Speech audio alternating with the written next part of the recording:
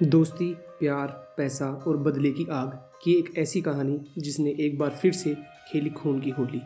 आज हम बात करने वाले हैं राजस्थान के सबसे बड़े गैंगस्टर राजू ठेहट की, जिसकी हाल ही में 3 दिसंबर को हत्या कर दी गई। कौन है ये राजू ठेहट? कैसे बना ये राजस्थान का सबसे बड़ा गैंगस्टर? इन सब सवालों के जवाब मिलेंगे आज की इस वीडियो में। ये कहानी शुरू होती है दोस्ती से, और दोस्ती भी कोई छोटी मोटी नहीं, बल्कि एक ऐसी दोस्ती जिसके किस्से हर जगह थे। जी हाँ, हम बात कर रहे हैं राजू ठेहट और बलवीर बानोड़ा की। इनकी कहानी भी शुरू होती है इनकी दोस्ती से। दो दोस्त एक दूसरे के लिए जान ले भी सकते थे और जान दे भी सकते थे।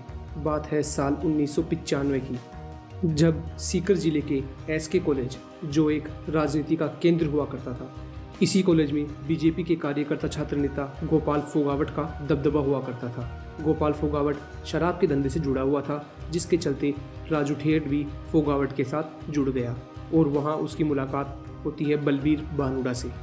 बानोड़ा दूध का व्यापार करता था, पर शराब के धंधे में ज़्यादा पैसा देखकर बानोड़ा भी राजू ठेहट के साथ जुड़ गया और धीरे धीरे दोनों की दोस्ती इतनी बढ़ गई कि लोग भी इनकी दोस्ती की तारीफ करने लगे।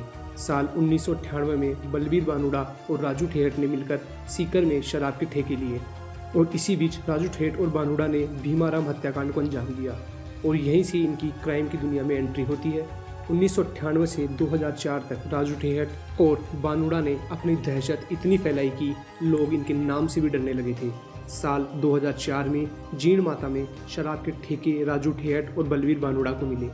इनके ठेके पर बानोड़ा का साला विजयपाल सेल्समैन का काम करता था, और जो प्रॉफिट राजू ठेहट और बानोड़ा को होना चाहिए था वो उन्हें नहीं मिल रहा था। इसी बात पर विजयपाल और राजू ठेहट में झगड़ा हो गया, और बात इतनी बढ़ गई कि राजू ठेहट ने विजयपाल की हत्या कर दी, और यहीं से दोस्ती दुश्मनी में बदली। अब राजू और बानोड़ा एक दूसरे के दुश्मन हो गए। बानोड़ा अपने साले की हत्या का बदला लेने के लिए मौके ढूंढने लगा। राजू ठेहट पर गोपाल फोगावट का हाथ था, इसलिए बानोड़ा अकेला राजू ठेहट का बदला नहीं ले सकता था। फिर इस कहानी में एंट्री होती है आनंदपाल की, जो कि नागौर के एक कुख्यात गैंगस्टर था। बानोड़ा आनंदपाल से हाथ मिलाता है, और फिर आनंदपाल और राजू ठेहट की गैंग के बीच लगातार गैंगवार होती रही और दोनों तरफ खून की नदियाँ बहती रही। फिर आनंदपाल गैंग ने गोपाल फोगावट को मौत के घाट उतार दिया, जिससे कि राजू ठेहट कमज़ोर पड़ जाए, और हुआ भी कुछ ऐसा ही, क्योंकि गोपाल फोगावट राजू ठेहट के लिए रीढ़ की हड्डी था। गोपाल फोगावट की हत्या के बाद राजू ठेहट ने भी कसम खा ली कि आनंदपाल और बानोड़ा को निपटाना है, और दोनों गैंगों के बीच कई बार गैंगवार हुए। साल 2012 में जब आनंदपाल, बानोड़ा और राजू ठेहट को पुलिस ने गिरफ्तार कर लिया, बानोड़ा ने जेल में राजू ठेहट पर हमला करवाया, पर राजू ठेहट बच गया। बदले की आग अब फिर भड़क उठी।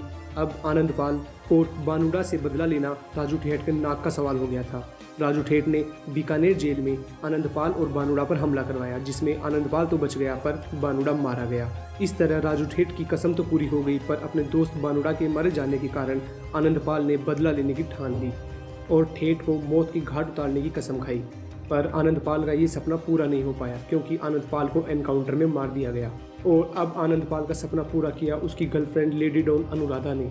अनुराधा ने लॉरेंस बिश्नोई गैंग से हाथ मिलाकर राजू ठेहट की मौत का किस्सा लिखा, और 3 दिसंबर 2022 को राजू ठेहट की गोलियों से भूनकर हत्या करवा दी।